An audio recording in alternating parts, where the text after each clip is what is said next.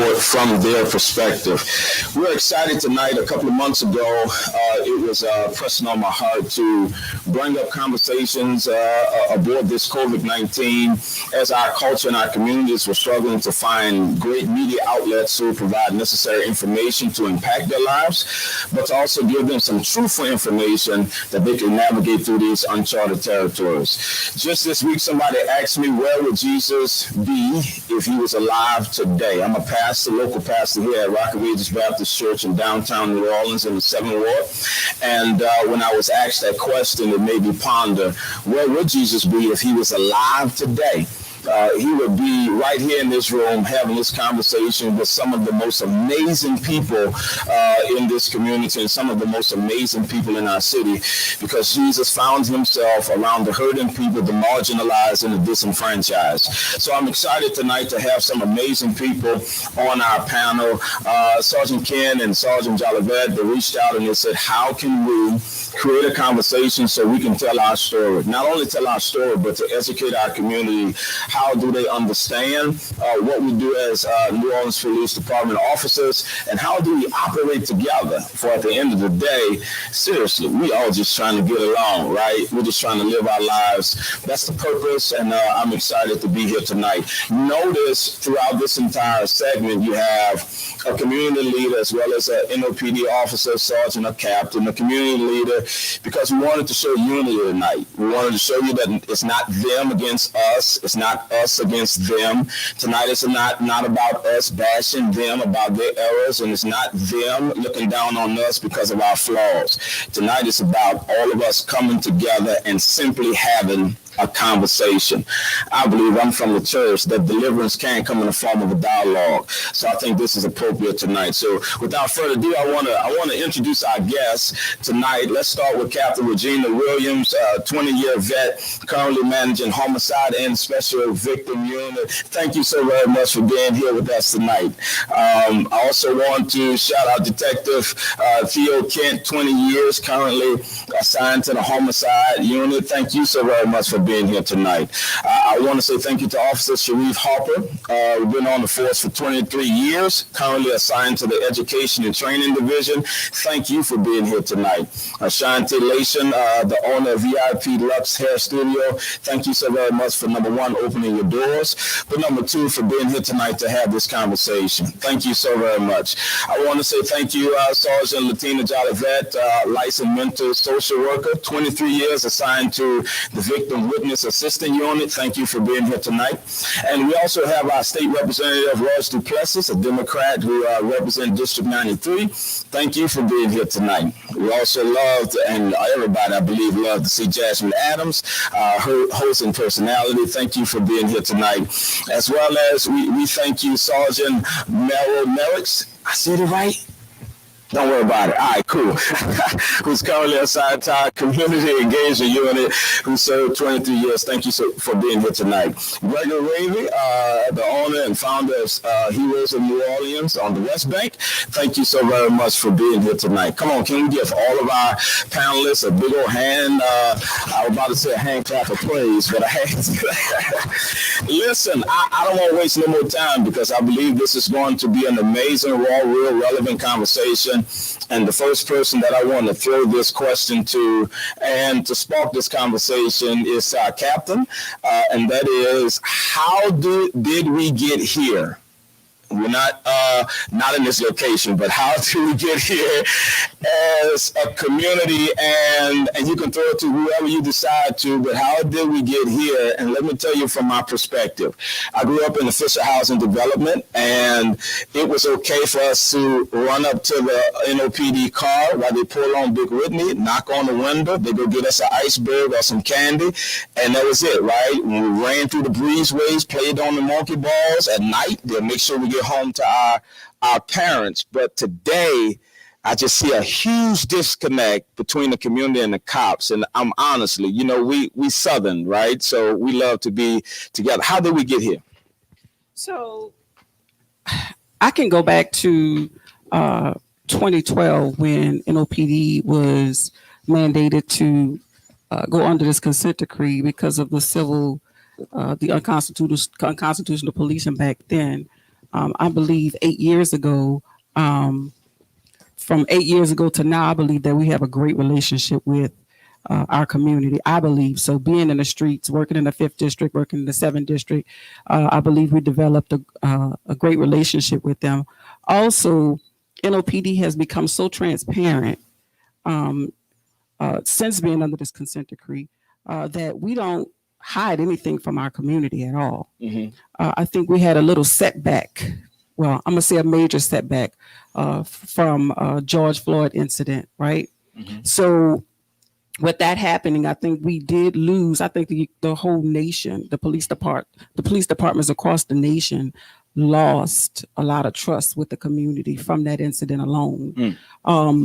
I believe that police officers personally was hurt, disgusted. So many things that I could say about it, but I want to be, kind of professional about it. I'm sorry. But, for me to share my true feelings about that,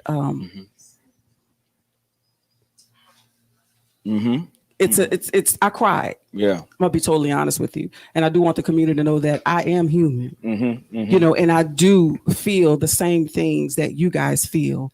When you hurt, I hurt.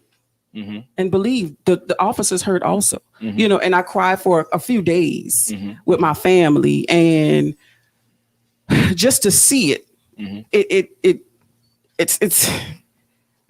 it's unexplainable. Yeah. It's really unexplainable. But this is how we got here today. I believe that us being under consent decree for the amount of time that we have been has been a great thing, and I believe that police departments across the nation should try it. It actually helps us with the community and gaining trust with the community, being transparent, and allowing them to be a part of us. Wow. Allowing them to be a part of us. Yeah. Allowing them to see what goes on inside, starting from our kids. We have to train them, up. I mean, you ask kids today, do they want to be a police officer? I just want to know how many would say yes. Yeah. Just because of the civil unrest. Wow. I want to get back to that. I want to get back to kids saying, I want to be a police officer. Wow. And not shying away from it because of what's going on in the community right now. Merrick, let me throw your community engagement unit. What have you seen down through the years? 23 years, man. You had to see a lot, from the Callio to the Magnolia to the West Bank to the East Bank. Just talk to me about that development down through the years. Well, let's acknowledge something first, because you asked, how did we get here? Nationwide, worldwide, there's a problem with racism, social injustice, and so forth. But one thing I noticed here in New Orleans, we don't have that problem. Wow. Yeah. And it has a lot to do with, because the majority of the officers sitting here, all of us actually, we are products of our community. So we came from our community. I think that's a point where we all pause and put our hands together, right? No, seriously, I think that's a point where we clap that up. In order to get where you want to go, you got to know where you come from. Absolutely. Number one. So we with NOPD, and that's what I love about this department.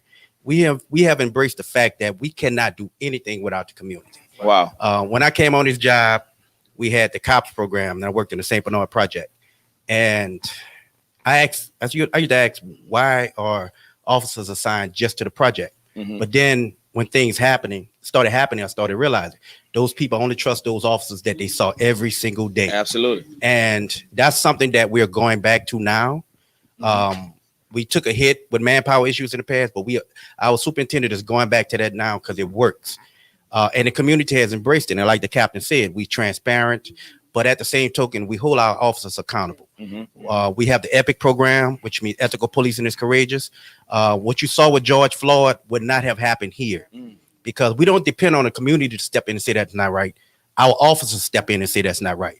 So we have a moral obligation to say, hey, we got to clean our house before we go out and clean somebody else's house. So that's one thing I love. That's one thing we pushing, but we want the community to know as well. We, like you said earlier, the kids used to run to the police. Yeah, I remember so that. we're trying to get back to that because we don't want people to run from the police. We want people to run to the police. Yeah. So we tell our officers, when you're in the community, let your windows down, step out of the vehicle, go meet people. Don't wait till they come to you. Yeah. You go to them and you talk to them and you let them see the human side of you. Let them see beyond the badge, behind the uniform, the type of person that you really are. Because as long as we got that disconnect, there's no communication. And without communication, there's no progress. Wow. I have to come to Kent real fast before we come to the community. And that is, Kent, I want you to describe to me, how did it feel the next day after the murder of George Floyd, how you felt as an NOPD officer? Well, describe that to me. Well, first, it's I was totally angry. Just from even seeing it and consistently seeing the video over and over and over. So I was totally angry. But the strange part about it is I also felt at that very moment, after I kind of got just calmed down a little bit about it, I started to think, oh no, now I'm about to go to work and I'm going to go through the community and people are going to be looking at me and saying, you are part of that. And you represent that. I'm not going to be able to go eat nowhere. Wow. Because I got people feeling like, oh, that's what you approve of. And there's no way possible we could ever approve of that. I co-signed with Sergeant Merricks and Captain Williams said that here, that would not have happened. We would not sit there and even almost allow that to happen here with this department. So that's it. It was kind of just all over the place. Mentally, I was all over the place because I was angry at one sense, but then I knew that when I walked out my door to go to work and I put on that uniform, now I represent something that society or the community is mad at. Yeah. So I'm mad at individuals who represent my profession, but I'm also understanding that the community is going to be mad at me for what I'm wearing. So it was just all over the place. Wow. State Representative Royce Duplessis, all that's going on in the city and all that's going on around the state, you have to show up to the Capitol and you're hearing things like defund the police department. You're hearing things like all of the social disparities that we have in our community. You're hearing things like, I'm going to be honest with you, I'm a pastor, but I slide into that bipartisanship, that I'm Black conscious and Black culture, but I also know that I have a church to protect. And so go and represent the city and go and represent all of us. Talk to me, man. How all this makes sense to you? Well, let me just start off by pointing out that we're all public servants, and my fellow public servants who wear uniform, they come at it from a different angle than I come at it from. When I see what the challenges that many of our law enforcement have to deal with, I often look at them and say, wow, that's something I could never do. Yeah. Right. So I have a great appreciation for those who are willing to take on that challenge and that sacrifice. Just like I know many people look at the work that I do and say, man, I could never do that. Dealing with the politics and dealing with a lot of the stuff that we see up in Washington and that we see in Baton Rouge and even here in New Orleans. Everybody's trying to come at this with the best intentions. And we all have to do a better job trying to understand one another, right? We have to do a better job listening. And we can't paint with a broad brush or stereotype. So I just want to just kind of start there. Yeah. And just laying that foundation. Now, with that said, with all of the talk that's going on right now around defund the police, I think there's been a lot that's been miscommunicated and misunderstood.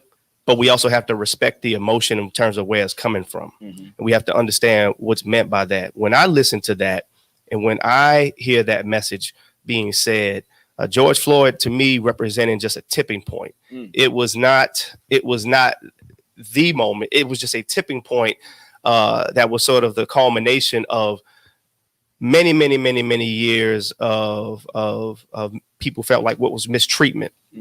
And now with cell phone cameras being able to capture it, it was just that time where folks said, okay, we've had enough. Defund the police. And when we get off into that conversation, I think the overwhelming majority of certainly New Orleanians, and if you go beyond even New Orleans, the country would say that we shouldn't get rid of the entire law enforcement, because you need law enforcement. But we do have to take a serious look on what our priorities are. Wow. Yeah. Right.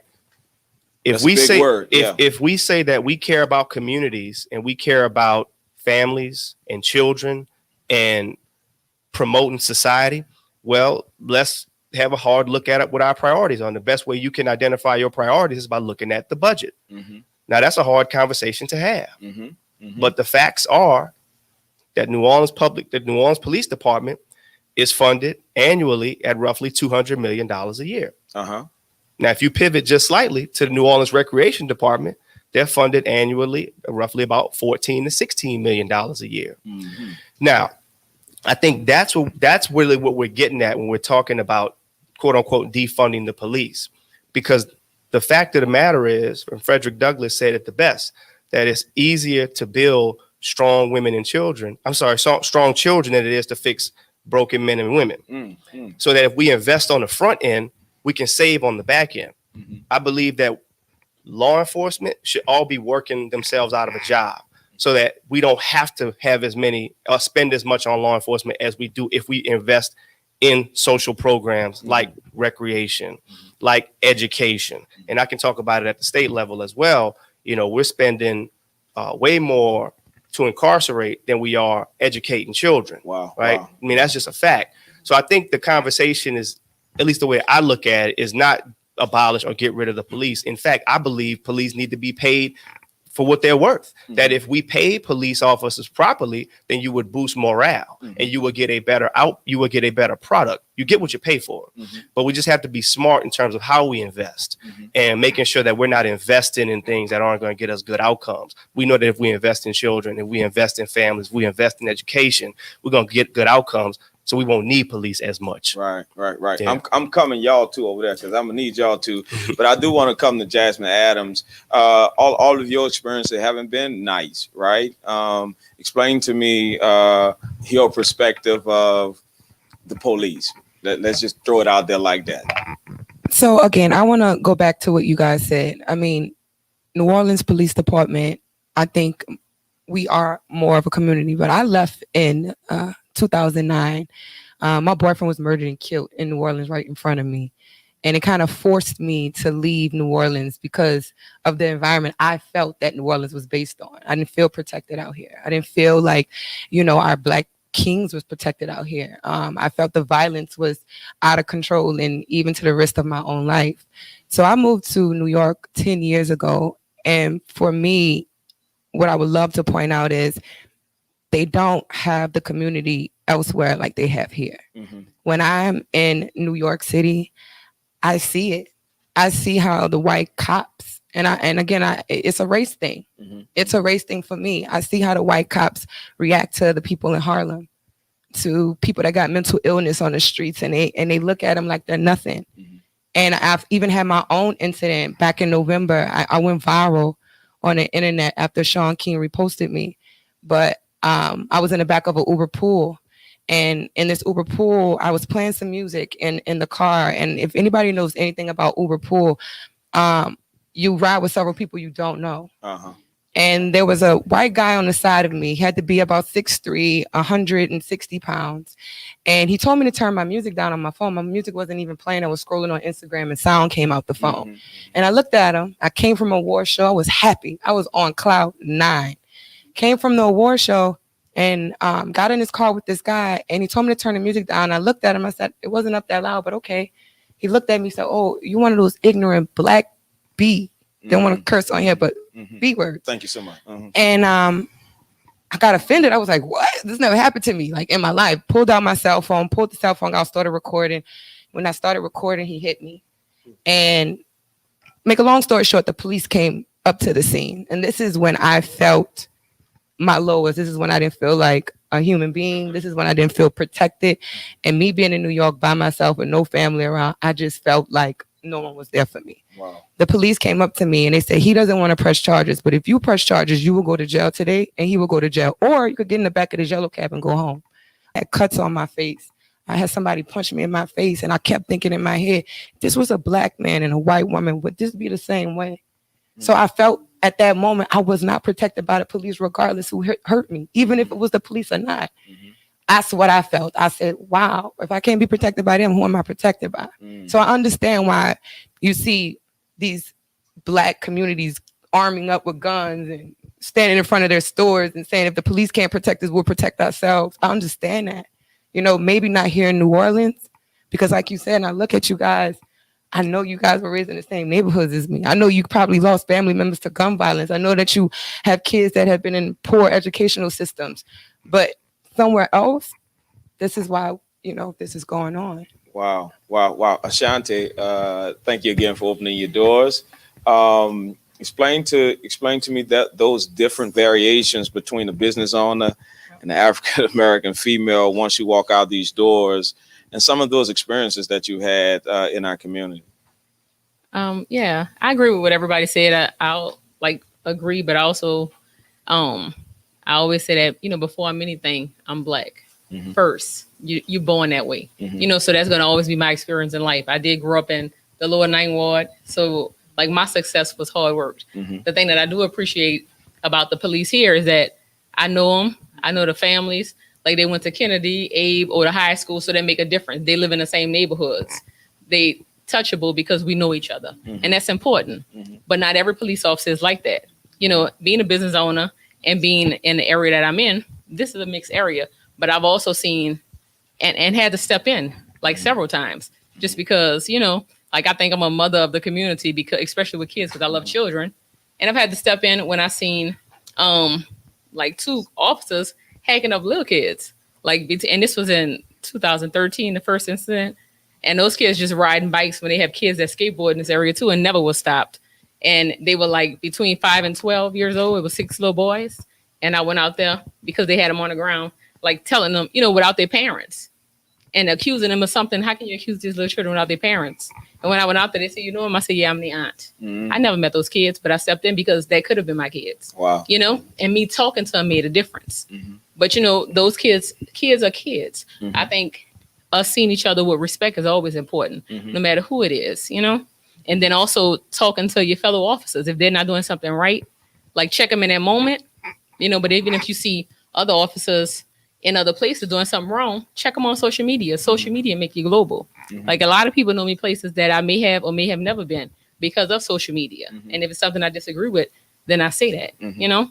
Mm-hmm. Mm-hmm. So y'all too, I'm coming. I'm still coming because y'all two are very important. But our Officer Sharif and Sergeant Jolivet, I want to throw this twofold because it's a large area.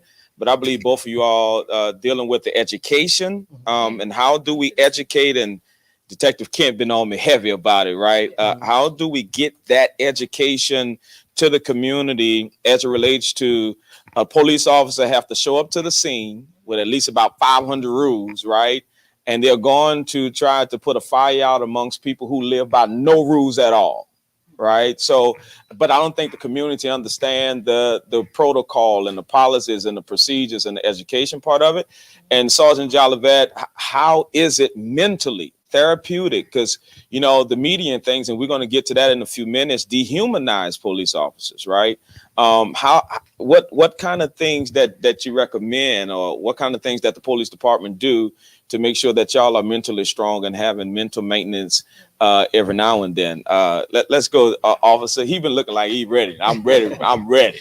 So with the New Orleans Police Department's Education and Training Division, one of the things that we mainly focus on is de-escalation when we're dealing with different instances, you know, on the street. We also have problem-based learning where recruits are sitting down in different groups and they're working through a problem, and we only deal directly within policy. That's essentially important when you're talking about dealing with the community. We give them real life scenarios that go on within the city of New Orleans.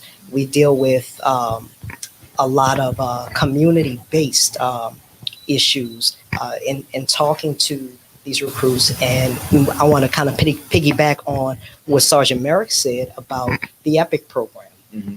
So we need to do a better job of policing ourselves. I think the New Orleans Police Department has come a long way in that instance. And we still have, you know, some room, you know, to grow. So essentially those things are extremely important. Sergeant, as it relates to the mental health, and how do officers find that balance between life because they're still human and continue to do their job well? So we have a number of different programs that's designed to assist officers, even if they are experiencing something. I mean, you can't just do this job over 20 years and not do something, to get the type of mental health that you need. So we do have our peer support program. We do have our crisis intervention program, our critical incident stress management program. We do have programs that are designed specifically so our officers can call our officer assistance program if needed. Also, we have our psychologists that is available for us. Peer support is very important because having an officer, as officers, we don't trust people like talking about it. So having somebody that actually can relate to us, like a peer support, would be helpful to us. Also, just having our chaplains involved, they're very helpful. And just making sure that we check in. We're constantly getting information through our emails from our officer assistant program, providing our peer support and just letting officers know, hey, we are here for you. And they can actually come in and talk with a peer support person, or a peer support person can go to them when needed. So that's one of the things that we definitely push. And people don't necessarily know that. So it's something that's important that they are aware. We do have measures in place to assist our officers when, they're faced with different issues. Well, wow, I got to pause and say big up to Superintendent Sean Ferguson. Can we give him a big old, it hit me like a ton of bricks. Now y'all too, right? Because Gregory Raby do a fantastic job with our kids, right, in the LGS community. And Sergeant Merrick's, I think both of you all can chime in on this. How early do we need to start this education piece with our kids? When I was growing up, they had DARE, Officer Friendly, various other programs to kind of get us acquainted with the police department and kind of filling us in to all of the do's and the don'ts. Where we are today, and give me some of your experience, Gregory Raby, with the NOPD. I know you in 4th District, cool. Yeah, absolutely. We have a great partnership with 4th District Police Department and the police department throughout the city because we work with other districts as well. And we thought it was important to formulate that partnership. When one meeting we had with our youth, about 20 kids, we went around the room and we asked them, on a scale of 1 to 10, how much you think you have the support of the police department and community leaders, and no one raised their hand on 10. Wow. No one raised their hand until we got to 5, right? Wow. So we thought it was important that we be the bridge between the police department and the community, so that way we can let kids understand that they're, like they said, human just like us, but also understand that they spoke about how when they go to the scene, you have 500 different things that they have to think about, but you have to think about a young adult, go to a scene and haven't been trained out one bit, right? My mom never walked me into a police station and said, this is how you do when you get pulled over by a police officer for the first time or the second time, right? So our kids, we was taught coming up, me and you come up together in the Fisher Project, we was taught to run. Yeah. Right. And so you see a lot of kids run from the police. And fast, say, okay, so, okay, well, why are we running? Because that's what we was told to do by people who we trust and love, right? We was getting stopped, and they asked us why we run. We were like, I don't know. But that what you was taught. It was to run. So again, I think it's very important that we begin to educate our youth at a young age, and we're working on a program right now to do that. But educate our youth at a young age, and this is how you deal with a police officer on your first encounter. This is what you look for. This is what you should be expected across the board, and it shouldn't be no surprise to the police officer or the youth, right? And so that's a more comfortable situation. We even have adults not trained on how to deal with that situation. So I think it's very important that we, again, further have this conversation so we can get our youth prepared to deal with that first encounter. Sergeant Merrick? Yeah, we NOPD has embraced the fact that we want to change a generation. Yeah. In order to change the generation, we have to start with the youngest. So we have spoken with our officers. We train our officers, like I say, some of the things we do at the academy. And one of the things I did, I had some donations of some teddy bears that was donated to the police department. So I supplied each officer with 2 teddy bears, and I asked them, when you're on the street, you see a kid, just stop and hand them that teddy bear. That interaction alone can change a generation. Wow. Okay. So we also have, we're in the process of starting a DARE program again. Right now, it was on the back burner because of the COVID situation, and it starts in the schools. So once we're allowed to go back into the schools, the DARE program will be implemented again. But we also have the PALS program, and that's something that we used to do a long time ago, and almost every police department has that as well. But the superintendent was gracious enough. He wanted to push that out. That was one of his first agendas. We revitalized the PALS program. It's no longer Police Athletic League. Now it's Police Activity League, because it involves everything: mentoring, athletics, education, everything. So that has been revitalized as well. But we teach our officers that we don't want the streets, social media, to have our kids see us as being a negative. Somewhat, like I said earlier, we don't want our kids to run from us. We want our kids to run to us. Yeah. So we have to empower them with a whole different perspective of police. And that requires us to get out there and do some positive reinforcement, positive interactions with the kids, so they can go home and tell their mom and their dad, I met a police officer today and I enjoyed it. Yeah. So it starts with us, but we here to change the generation. All right, let me drop this bombshell. Go ahead, Sergeant Jolivet. I was just going to say that it's important for us to explain to the kids and also the citizens, the adults, why we're doing what we're doing, and then why we're doing what we're doing. Yeah. It makes a difference. Big difference. Sometimes if they don't like it, they might not like it, but they will understand. Yeah. So it's important that, and that's what we're training our officers to do. Yeah. All right, big bombshell. Throw it on the table. Civic arrest, community policing, I believe wholeheartedly, has become somewhat of a pain to our communities because of media. Let's talk about that from a police perspective, because I'm starting to see now that people feel as though no matter if the cops come, they can't tell me nothing, and all I have to do is pull out a phone, right? There's no protocol. There's no relationship. There's nothing there anymore. Detective Kent, you can drop. No, he looked at me like, Pastor, come on now, Rev. He said, come on, Rev, don't do this to me. How has media affected the relationship between the cops and the community? So let me explain it this way. I've come up, born and raised in an area that's considered high crime, right? Anybody who know uptown and probably downtown also, you got a family household and you probably got 30 people living in the one household in one place. So we had my family kind of come up together. I've had a family member who resided with me who actually got arrested way before social media was a thing. Never made it to the lockup, never really made it to the hospital, and expired in police custody, right?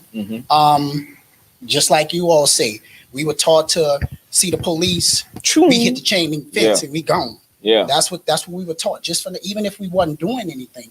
So the issue that I have with the perception of law enforcement officers is that we're not human. Everything that everybody is going through out there, we've experienced it. Like a couple of the panel members said, we've experienced it. We've been through it. I've decided to take on the responsibility as a law enforcement officer because I wanted to be that ally for my community. I wanted to represent my community.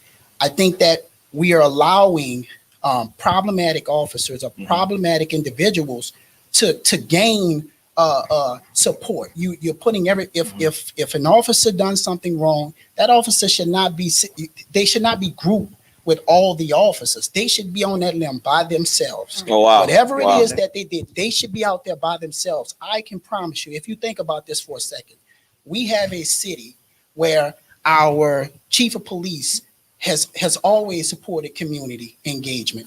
We have a mayor who you would probably see her any day dancing with the public, like enjoying herself with the community. So you think those individuals would allow their officers to actually support mistreating? Officers who commit these type of offenses should be on that limb by themselves. If even with marches, if you come and say, or even ask the chief of police, will you allow your officers to do a peaceful march with us to show that they support? I guarantee you will have a lot of people who probably would jump at the opportunity to do that. But when we're looked at in the media, it makes it look like all of us accept what that is, what happened. All of us is the same individuals, and that's far from the truth. And that's what's so disheartening about it, because we're standing there like, I don't approve of that. That's not what I represent. And no, I don't want to be put in that same boat with that individual. And that's the issue that I think that the media, not every media outlet, but many, just group that officer with, okay, because that he's in the profession of law enforcement. I don't even consider people like that actually law enforcement officers. So I see a whole bunch of hands going up. Let's go, Sate. We just go that way then. Just go. Real quick, I think social media is important, because it does give the people a voice. Because just like you say, you guys get grouped, we get grouped as people. Like I say, all of us have stories that we probably can all write dozens of books from all our experiences. But it gives us a voice to tell people who you are. Like if you had a social media, you telling that story, that makes it resonate with the community more. But it also lets the community become a voice, because you might have a situation where, just like I think you said, that it could be a hysterical situation and they're walking into, you don't know like how stressful those people could have it going on. And then that was just the tip of the iceberg that just made everything explode. So you have to go in there calm, So I think it goes both ways, and it can be used positive for both ways if used right, But well, we're going over. I'm glad I got y'all seated. Let's go. So I just wanted to mention something Mr. Shanti said earlier about us getting out and saying that we can't. It's our department. It's against our department regulations. So we cannot just get out and get on our social media and say any and everything that we want to say. And rightfully so, because something, even if I stated my position, somebody else may feel a different way. Yeah. So we're not allowed to do that. However, we still have feelings about what's going on. Obviously, that's the reason why we're here. We don't agree with, and those individual officers should be called out, like Detective Kent said. That was an individual officer, and no amount of education and training is going to change the heart or the mind of that individual. Whoa, and wait, you hit something big just now. That is very powerful. I'm glad the licensed mental social worker is here, right? So it's a hard thing, right? Before we go to state rep, you said something big, and I don't like to pass up those type of things. You said a badge, a uniform, a patrol car. None of those things matter if the heart is. Oh, come on now, y'all should have said this in the beginning. And then that go into hiring, don't you think? Like even when you're vetting people for those positions, checking their background. So they do. They do. They actually have a background check. They go through psychological testing. We go through. The academy is like really. Yeah, we go through a lot. There's a panel. There's a lot of different things that's involved in when we're hiring an individual. However, you can still hide that. Wow, it comes out. Wow. It's going to come out eventually, but they can still hide that up until a certain point. You can hide the heart. Oh, you can hide it, but it comes out. It comes out in different ways, and that's where it's the supervision. No, that's where the supervision is important to make sure that we are monitoring and keeping an eye on those individuals that where there is concern and get them out of here because they don't belong with the department. State rep say, I'm coming now. Just briefly, I just want to highlight why these conversations are so important, because the community at large may not know that when incidents occur, that fellow officers cannot speak out as a result of department regulations, because the community at large is looking for folks to speak out. And when they don't hear from other officers, they're saying, well, you see, they're all the same. So it's important for us to have these conversations. I just wanted to point that out because people need to know, the community needs to know, even though y'all have feelings about incidents. Now, to the question with respect to how has the media / social media impacted interactions or community police relations, I think it's had at least two impacts, maybe more, but two that I've observed. I guess you could say this had a macro level impact, but also a micro level impact. Macro in terms of just how we've had more activism and awareness and consciousness as a society, because we're basically seeing it, what was going on for a long period of time, but now it's being captured. So a lot of people who were either in denial or who were just uninformed are now having to face it, whether they wanted to or not. From an activist standpoint, I think the impact is you may have an encounter with a police officer, or Joe Citizen may have an encounter with a police officer where they're seeing all of these incidents happen, and they're more activated in that moment. So you have things like know your rights training and folks saying, well, I'm gonna bring out my cell phone and I'm going and you're gonna do right by me. And that could cause the situation to escalate. Right? That could cause the situation to escalate because you have all these cell phones out now. And it'll say, I'm going to assert my rights in this moment. Right? But I think it can also have another impact as well, in that it can have almost the opposite, in that the trauma that we all have experienced as a result of witnessing day after day after day, people being shot, people being killed by police officers, that if you are apprehended by a police officer in that moment, you could be thinking to yourself, I don't want to be the next one. Wow. So what am I going to do? I'm going to run. Yeah. Right? If we think Ahmaud Arbery in Atlanta in that moment, right, when he was in that Wendy's parking lot, he had a few drinks, but George Floyd had just happened a few days prior. So he's probably thinking, I don't want to subject myself to being in these handcuffs, not because I'm a bad person, but because I don't want to die. Wow. And it is a natural instinct for somebody to resist in that moment, because there's a huge power dynamic at play. Yeah. Cop says, I give you an order. You need to follow what I told you to do. The person saying, look, I don't want to die. Yeah. And we have to think about that. Jasmine, everybody about to lift their hand again, but I'm gonna come to you twofold. The twofold is this: number one, you in media, and we're discovering now that media has taken a turn, that people would release and broadcast things just to be first and not right. Or they're doing it to be first and it's not even true. Exactly. They don't care if it's true. Right. They just want it to get out there. And then the second phase of it is the abuse of the badge, right? Right. So first, being in media, I feel like I have an obligation, just like you guys, to tell the truth, to go into it not being biased, to go into it with an open mind, right? What I realize about media and social media, I'm 29 years old, so I'm in the midst of it. Like from the younger generation to the older generation, I feel like social media is my generation, right? Social media has this way of only putting out the negative. And I think that is the problem. I think that we need to see what's going on with police officers killing our people. But at the same time, why aren't we also highlighting you guys doing something positive in the community and showing that you guys are interacting with our kids, that you guys are here to help the community as a whole? We don't see that. Every time I turn on my social media, it's another cop killing another person. It's not a cop helping another person. I brought up this person earlier. Her name's Carol Horn. She was a 2006 cop. She was in the NYPD, and she stopped her fellow police officer for choking a guy. If I'm not mistaken, his name was Neil Mack, if I'm not mistaken.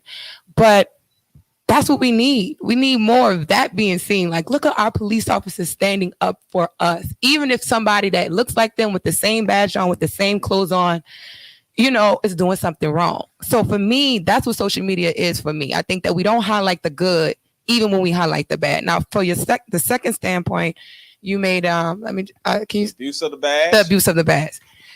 The abuse of the badge for me. No matter how anyone looks at this, when you have that blue outfit on or you have that badge on, for some reason, even if you don't have it on, it's like, who am I to you, right? Like, I can't speak to you in any other way. Like, I'm not human. I'm not the same age as you. I'm not the same skin color as you. I can't talk to you any type of way, because then now you feel like you can use your power against me. And I've had that happen in several incidents of people talking to a police officer and them speaking out, feeling like they have a right to speak out, and a police officer saying, no, you don't. And then them trying to brace themselves to speak out even more so, and then feeling belittled because now this police officer is saying, you're going to get arrested, or this is my badge. Do you know who you're talking to? That right there has to be stopped. For me, it's like, we're human. Like you said, we're human. I should be able to talk to you. I should be able to be powerful with my words that I say behind it. Should I disrespect you? No, just like you shouldn't disrespect me. But I do think that I should be able to talk without feeling like your badge is making me feel intimidated, or that your badge makes me feel like I can't say anything to you. I want to speak to you. Why? Why can't I? You're a captain. You powerful Black woman. I should be able to come up to you and speak to you, not feel scared to talk to you because that you're the captain. Wow. Merrick? where do I start? Oh, so much just went down this line. I gotta figure out in my brain. Let me first apologize to what happened to you. You know, I can't change what happened in New York, but I can change how you view the police. Wow. Okay. Wow. One of the things I started this program called Humanizing the Badge, and it's actually for police officers to communicate with each other, because I want to know who I'm working with, and I want to know how you feel. Okay, so we talk about situation, and we just started, but it's to bring officers together to talk about current situations and past situations, so we can get that out, so we can know how you feel about certain things. Now, one of the things we are trying to stop is putting us in that box, like Detective Kent and Sergeant Jolivet said. People are quick to say the police. Give that person a name. You know what I'm saying? Identify him by name or her, and let us all go. Because it whatever that person did, we have what's called discretion. And a lot of times officers use that discretion to their advantage. And in an instance like that, that officer made a personal decision to arrest you. It may not be policy. It was a decision that officer made. And again, I wasn't there. I don't know. But a lot of times officers use their personal feelings to make decisions. Now, we shouldn't all be put in that box because of that. But one of the things I like here is we don't let the community tell us how to deal with our cops. We deal with that internally ourselves. Yeah. All right. That's what you guys don't see. We handle our business, especially as the black cop. You know, I'm going to let you know you're going to police Lakeview like you police 7th District and New Orleans East. There should be no different. Everybody should be treated the same. And we make sure officers understand that. We have a little black box on our chest called a body camera, and it catches every interaction with the public. And we review those body cameras, and we see any type of bias or anything, any type of police misconduct, that it is immediately addressed. And we started from the supervisor level, and it goes all the way to the top. So a lot of times, some of the things that you may see on a social media, it doesn't happen here, but we make sure we don't want to get that accusation as well. So it's our job to go out there and give that officer name and advise and let people know. Because one of the things we do here, if we say officer has a problem, we don't transfer that problem somewhere else. We address the problem. And if we can't fix the problem, then we get rid of the officer, but we also make sure that officer don't go anywhere else. Wow. All right. So we try to fix the problem because like Sergeant Jolivet said, everybody has a hidden agenda, but some people are fixable. And it might just be a bad perception or something they just don't understand, but we fix that problem immediately, because when you go out there and you put on that NOPD uniform, you making us all look bad if you do something wrong. So again, I apologize. I have a daughter. My daughter works just like everybody else, because as a black man, I got to have it both ways. I'm hated on this side, and then I'm hated on that side. So that's why I say all police officers should get post-traumatic stress pay, because we deal with a lot. Yeah. You know? I can only imagine. And I tell officers all the time, I wear this uniform for 8 hours a day, but I'm black for 24. All right. This is just my occupation. This is what I chose to do. All right. I was born a cop, and I pray to God I don't die one. But at the end of the day, this is just my occupation. When I go home, I have to take this uniform off because now I'm a father and a husband, you know, and I can't be the police there. So it's, you know, we know how you guys feel because we go through the same thing, you know. I just have to ask this. Why is the color blue so prominent when police officers speak on that? Like when they say black, white, and blue, like that's what you hear, right? So what is this blue about? You know, and that's a misconception that people have. Yes, I have their back. If somebody coming here shooting now, everybody running out, but it's our job to protect and serve. So I know how they're thinking, you know. So we have, there's no, you know, people talk about the thin blue line. There is no thin blue line. Like I said earlier, we all are a product of our community. I could put this uniform on and go walk in a lower ninth ward and not fear a soul, because they know me. They know my heart. That's where I came from.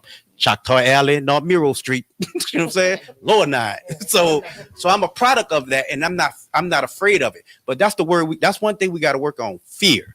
Because the community fear the police, but the police also fear the community, and that's what we got to fix. You know, so I love this department because we're addressing those issues, and as you can see, we don't have those problems. But everywhere else, we feel the same thing you guys feel. We see the things that happen, and we don't like it. So don't think we just And Merrill, just to Avatar. add to that, we haven't just started addressing those issues. Right. This it didn't just happen because of George Floyd. We started this a long time ago, so that's why we're not behind the time with this. I just want to bring up something that kind of disturbed me not long ago when we had to apprehend some subjects for homicides, right? And a young man ran from the police when they did kick the door in, right? And he was the last one who we actually were looking for. So of course we had to bring our K9 units in. And when we located him, the young man, he wasn't a juvenile, he was an adult, but I think maybe early 20s. And one of the things he said was, "I was fast, huh?" I was like, "Yeah, you were fast." He said, "But I'm glad y'all didn't kill me." And I was like, we don't, and in that moment, I was like, we don't do that, and I had to like step back a minute. I was like, this is the perception. This is the perception that we're dealing with right now. And it was very disheartening.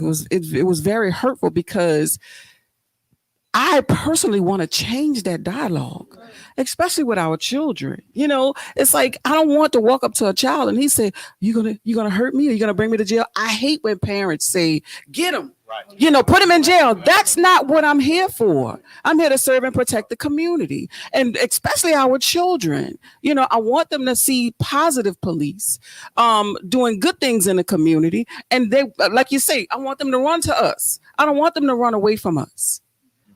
So I mean, I just want to share that. Ashanti, then Sergeant Jolly. Seems like y'all two are always the light bulb. Right. But you know what? I think that the dynamic in New Orleans, and because like how we talked about earlier, I think people do see that. That because even with our protests, of course, the police officers did an amazing job, but it was because the citizens didn't cut up because we know our police officers, and that made the difference. That's why good. the dynamic was different than everywhere else. Had it been in JP, it probably would have been a different story. You know what I'm saying? Because people, we know each other. But back to what Jasmine said is that, the dynamic that people don't want is that the parent to child dynamic. Because whether it be dealing with a kid, a teenager, or an adult, it's like a parent-child relationship that most police and other places is sometime here have with the citizens, where the citizen is the child. And even if I'm right or I'm angry in that situation, we don't want that dynamic of a parent and a child and you like do what I say or else. We want the dynamic of more like a professional, like a neurosurgeon. If I'm going to get surgery and I don't know what it is, but I'm telling you what's going on with me, or I'm expressing how I'm in pain, I'm telling you I'm passionate about it because it's me going through it. I expect the surgeon or whoever it is to be calm and explain to me, be the professional in what you do in that moment, because you're trained for that. Like, of course, y'all go through stress because y'all see more. We don't know what y'all going through. Y'all see a lot more than what we see, but then they also see a lot more. So just like a lot of like things built up together. When it clashes, let's not do parent and child. Let's do professional talking to a patient. Good model. Versus that. Sergeant Jolivet, come on. So treating our citizens like they're our family, in a sense, looking at it like, hey, this could be my kid, because it very well could be, right? Or a family member, until like it's not always. So there is that enforcement piece. That's something that we have to do. But for us, we are very conscious. And also, if we make a mistake, we have an obligation, according to our policy, to apologize when we make a mistake. So we can't just, hey, I'm gonna stop you and I'm gonna just let you go about your business. No, it was our mistake. We were wrong. I apologize, and we have the right to do that, and we can do that. And I agree with what you said. You're not a child. You should be treated as an adult. There are adults. Some people are older than what I am, or even younger. I don't have a problem saying yes, sir, yes, ma'am. It doesn't matter, because that's the right thing to do. So the way that we police, we do care, and it's throughout the department. Now, here and there you will get, but most people, if you think about it, most citizens, they abide by what they're supposed to do. It's only a small few. Wow. It's the same with the department. Most of our officers are doing what they have to do, especially here, because it is our goal. We don't want officers here that are not, because it makes everybody look bad. That are not doing what they have to do. No, we don't. Sherry. So I want to piggyback off of what Sergeant Jolivet said. Procedural justice is a huge thing when we're training. explaining to that person if it's a traffic stop that you need to effect, but just simply explaining to that person, first introduce yourself, because we're human. We're human. And then explain to that person why you stopped them. Don't go and demand, give me your license. You know, it's not a robotic thing. Just being human sometimes makes the difference. And again, going back to what I said earlier about de-escalation, control that narrative. It doesn't have, just because a person has done something wrong, maybe, that does not mean that it has to be this militant situation. It can simply still be a conversation. But that goes back to just procedural justice and just really explaining what it is that you're doing and why. Kent, I'm coming your way, Kent. I ain't looking your way, but I'm coming your way. As a detective, man, you told me it's going to be raw. How it make you feel to see as much black on black crime going on than any other? So, yeah, like, to me, one of the most, that's a hurtful situation there in itself, right? Because as Captain Williams and myself know, we stand over people who have similar characteristics as us, look like us every single day. And when it's time for us to go back into many of these communities, you know, a lot of times we get the words, do your job, and nobody wants to really help. So it starts to make you like confused on, do our lives really matter? Or do they matter sometimes? And that's the question that you know, I'm still searching for the answer. Do it really matter? Because if it really matter, nobody should take the lives of our lives. Nobody should be excused from that. Well, I'm coming to Shanti. The state rep lift his hand and his elbow a few minutes ago. Stand up. I just want to just briefly comment on that, because I think that's an area where sometimes we get lost in. When we say Black Lives Matter, the response, if it's not Blue Lives Matter or All Lives Matter, then it's, well, if Black Lives Matter, then why are y'all killing one another? Well, I just want to like state a fact that most murders, regardless of community, if it's white on white, you know, most people who commit those offenses it's usually someone that you know, or someone of the same race. So there's a misnomer that, okay, you know, black folks are different because they only kill black folks, whereas other races, they into killing anybody. No, most statistically, most murders and homicides that occur are so it's someone that you know. I don't know it. I don't know the exact number, but I think it's somewhere in the 80s. It's generally someone that you already knew. And the people that you already know tend to be people who look like you and are from your same community. Wow. So we have to get through that piece. All right. Secondly, let's talk about why people are committing homicides to begin with. Most crime, if not all of it, is an outgrowth of poverty and economic desperation. You have concentrated poverty all throughout the city, major urban cities throughout the country. That's where you see the high incidence of crime. So people are not inherently born criminals. People are not inherently born to harm one another. This is purely a product of lack of education and economic opportunities. And I think that's where the focus should be.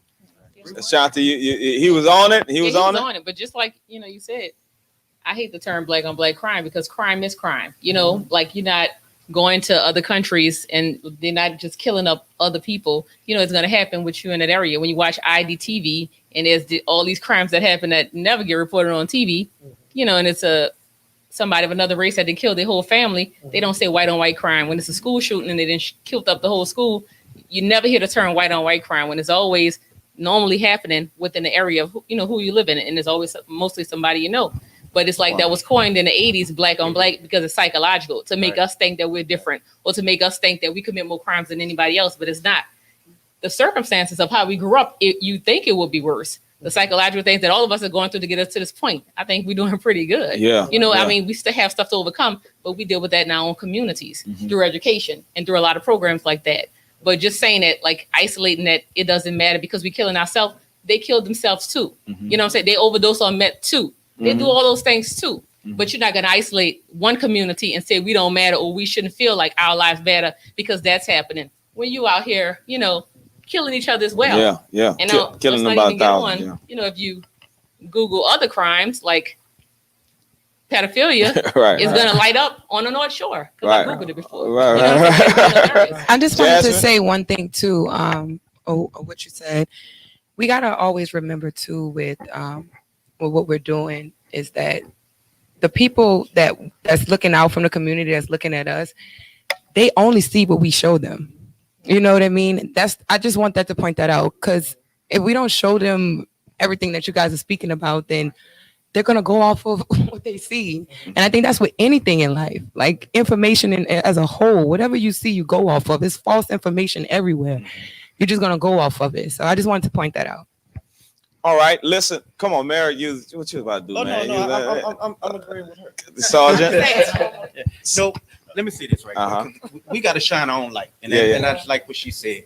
I'm gonna say it, but my department Thursday we have officers who graduated from college, couldn't walk across the stage because of the pandemic, so we're going to give them a graduation. We're going to give them a walk. Wow. Because the media is not going to come see that. Yeah. But if we was out there choking someone, they're right there on the spot. So we have to shine our own light. We have to boost the morale of our own officers. But it does require the community, because we need you guys to be our mouthpiece sometime. You know, because like we said, we invite the media, they don't show up. There's nothing we can do about it. But if we tell the community what we're doing, then you guys could be the mouthpiece, put it out on social media, and tell your community leaders and so forth. So we got to shine our own light, and that's one of the things we're doing now. We're going to go to Sergeant Jolivet, then Mr. Gregory, and then we're going to, the way we started with the captain, we're going to end with the captain. I asked you the question. Her eyes got big.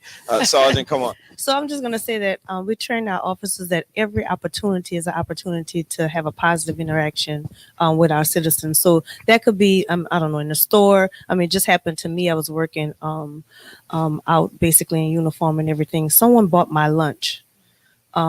Actually, somebody tried to pay for our lunch twice, right? So what I did, and we couldn't even say no because she just left the money on the table. So somebody else wanted to pay for our food. I took that money and I gave it to a family. And what did that do for that child or that mother that was sitting there? She was like, "Oh no, we should be paying for your food." I said, "No, we appreciate you." Wow. So small things like that, it matters. So every opportunity that we have, it doesn't always have to be enforcement. Most of the calls, a lot of calls that we go on, it's not necessarily enforcement, but there's an opportunity to address a situation. When people call the police, they'll be calling because they've done everything on their level to try to handle the situation, and they need somebody to come in and assist them. And that's basically what we're doing. And making sure that the officers are aware. Mr. Hero? Yeah, I was just gonna say, first, it's a very difficult job to do the work that you guys do day in and day out, and I definitely understand that. So I just wanted to throw this out there. One of our last events that we was having in partnership with the police department before the George Floyd incident happened, I got a few calls and said, "Hey, are you still going to have the police to be a part of this event, given everything that happened? Or are you going to take them off and just do it without them?"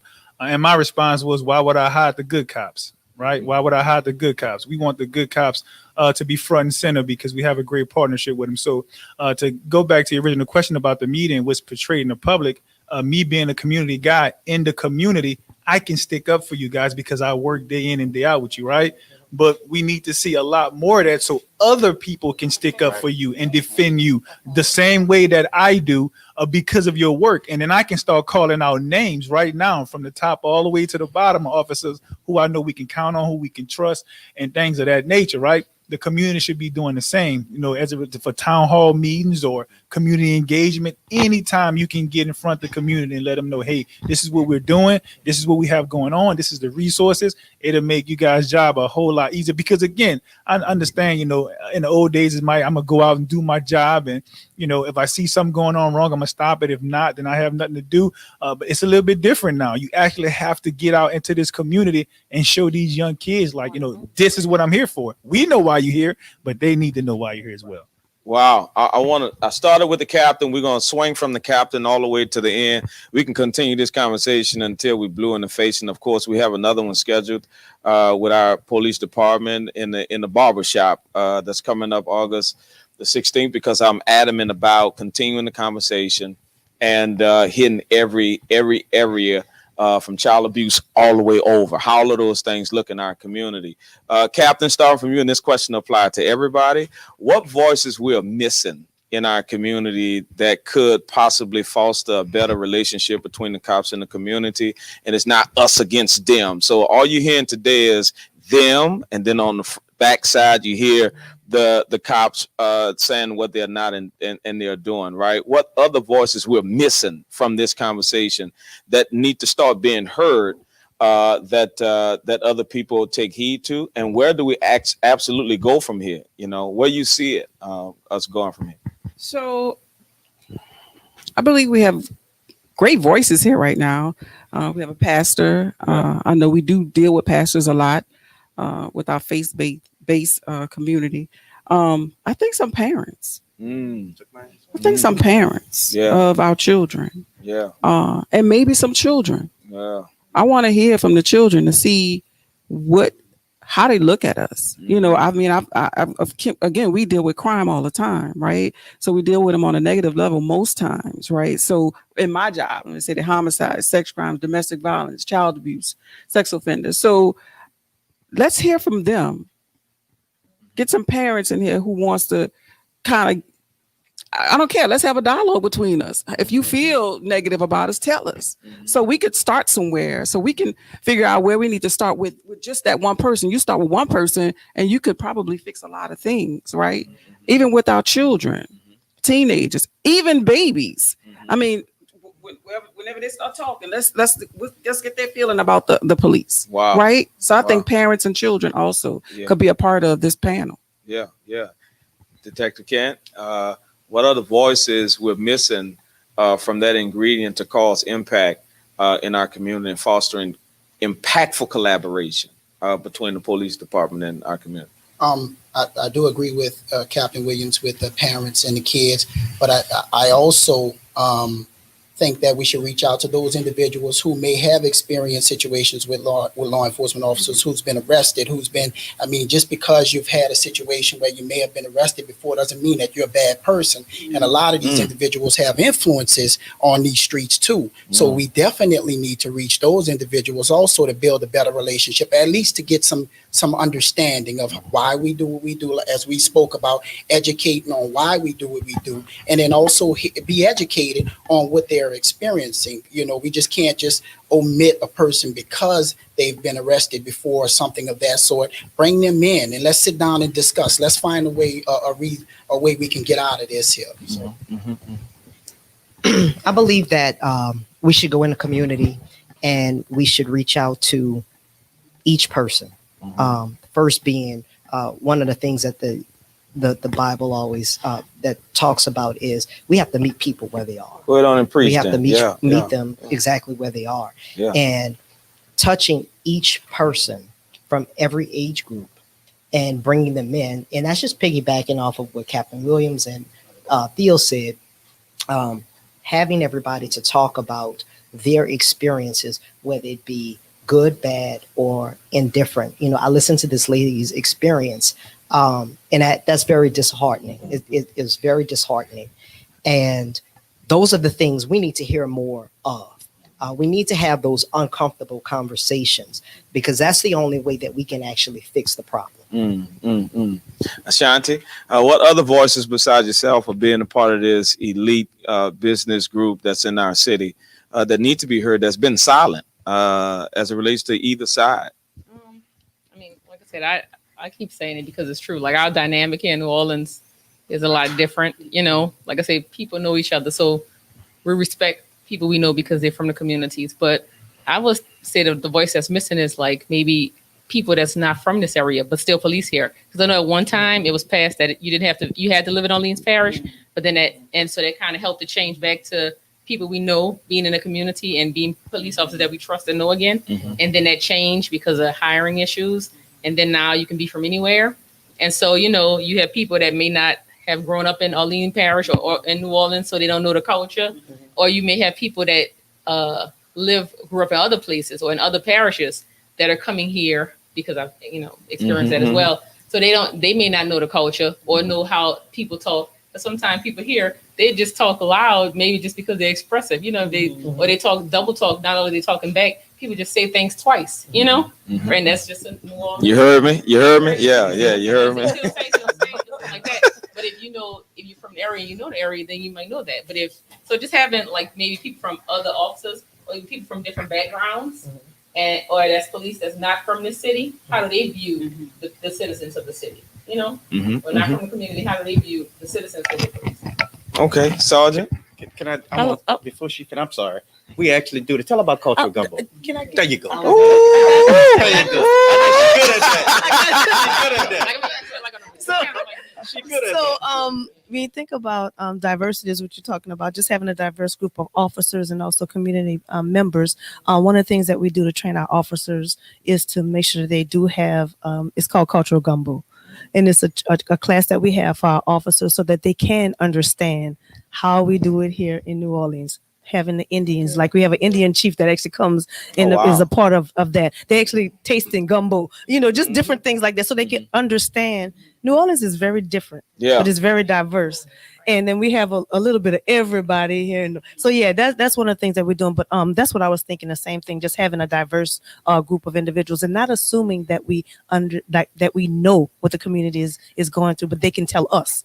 Rather than make an assumption that we know what they are feeling. I think that's something that's important. Before we come to the state rep, Cherise, you want to add something? Yes, with the cultural gumbo class, I'm actually assisting with teaching that class. And inside of that lesson plan, it talks about the different lingo and how people from New Orleans, we talk with our hands. That we're not being aggressive. Right, we're not being aggressive. This is just the way that we communicate.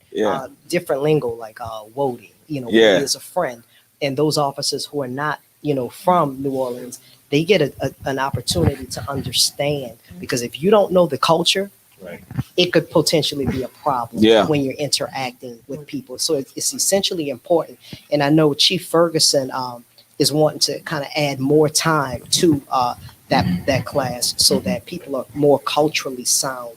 Especially, you're dealing with one of the most unique cities, in the world, undoubtedly. So hands down, right. So we as officers need to be a lot more prepared, especially if we're not from here, just so that we know exactly how to communicate with our people. State rep, you got a big task. Two things: not only what voices we're missing. I am a big supporter of our mayor as she puts the census. Can you give us a plug for the census tonight before we leave, as well as what are some of those voices that are missing from top all the way down? Certainly. I'm going to start and finish with the census. But everyone must complete the census. When we talk about the lack of resources, it's directly tied to whether or not we completing or not completing our census. It takes less than 10 minutes. On average, it's roughly $2,200 that's associated with every person who's counted in the census. So it's very important. Every person that spoke, I kind of went down. I was like, yeah, that's important. They need to be everyone. I was like, I want to steal that answer. And so everybody, I think, gave great responses. I agree with all of them. I think one community of people like yourself, like the pastoral community, you're really stepping up. You've been a light. And I think you're right at the intersection of the community and law enforcement, and you've been a great bridge, and this conversation is an example of that. I also think educators can be a great voice on behalf of many of our children who are coming from some really difficult home circumstances. The parents get to see those children the educators, teachers get to see them in a different setting. I think they have some important insight to share. Social workers at times, but most importantly, coaches, mentors, and volunteers. We have to keep them engaged and at the table. I think they're crucial. I do want to make one last point though, with respect to the the gumbo? Cultural. I forgot gumbo. to ask. Is the gumbo good? So, so y'all tasting. I'll be there. Our director, Dr. McGee, Deidre McGee, for every class, we have a section where at the end we give them a taste of the gumbo. The superintendent's sister has actually made gumbo. Sign me up. Right. Sign So we me up. have gumbo, jambalaya. I'm there. Dirty rice. I'm there. Absolutely. But that's just innately what New Orleans is, just a taste of New Orleans. Well, they're gonna, and I'm really glad to hear that class is there. I'm definitely glad to hear that the food is being provided. New Orleans is a special place, and I think there's value there. But I also think that there's still always going to be a difference between being in a community and being versus being of a community. One thing I haven't mentioned all throughout this conversation is that I live directly across the street from a police station in the city of New Orleans. So it's just part of my daily interaction of leaving my home, coming in my home, and seeing law enforcement, NOPD, coming to the job and leaving the job. And I can almost tell, with certainty when I'm looking at a police officer who is from this community and views this as a community that they're protecting because they live here versus they're protecting a community that they drive into from somewhere else to protect that other community. And I don't mean that to be disparaged. I'm just speaking facts. You approach a job differently when you are there to protect a community that your children live in versus going to protect a community that other people's children live in. So I just want to point that out. And I think the more that we can promote the profession of law enforcement as being something that our children can look up to, we won't have to go searching elsewhere to increase our manpower because we know there's a shortage. So I know there's some tough decisions that have to get made at the top. I have the utmost respect for Chief Sean Ferguson. He is a great example of that, to being of the community. So I would love to see more of that. Yeah, and you got to end with the census. I'm sorry, and once again, we need to complete the census. The deadline has been extended to October 31st. Y'all, it is so important. I cannot stress that enough. Just like voting, we can't complain if we don't participate. We have to show up. So it is a simple task. It's a simple ask, and it goes a long way. We only do it once every 10 years. So if you haven't done it, please complete your census and encourage everyone in your household and in your community to do the same. I did mine. Jasmine? I think what we're missing is more people like myself. I think we need more honest journalism. I think there needs to be voices out there that can speak on behalf of the youth, speak on behalf of people that live in those communities. So for me, I think there's more people like me and also people that are from New Orleans, that left New Orleans, that experienced things, that could come back and bring it back home. So again, someone like myself, I think if there's more people like this, we can impact our communities and talk to you guys on a human level and really make a difference. Media is important, believe it or not, no matter how much we hate it or no matter how much we like it, it's valuable. Yeah. And so if we have more honest people in media, I think that can change the world. Yeah, that's true. Merrick's? And I agree with everything she said as well. I think we need to get back to this village approach. In the past, we used to believe it takes a village to raise a child. Everybody's on their own agenda. And if we can get back to that, because at the end of the day, our children are not our future, they are our now. And if we don't change that generation now, it's going to affect the next generation, so forth. So we need to get on one agenda, one accord. And like the captain said earlier, it starts with the parents, because I strongly believe that we have taken discipline out of the hand of the parents and put it in the hand of the police, and it should be the opposite way. So we need to get back to that village approach and protect our children and raise our children, so in the future they can change their generation and so forth, and then we're done. Mr. Hero, man, they done left it up to you. I don't know who put your chair on the end, but man, they took all the good ones, man. But I was just going to speak to the point of the village. You're absolutely right. I think where we dropped the ball at is not how we work together, right? How the church connect to the nonprofits, connect to the police department, connect to the education, connect to politics.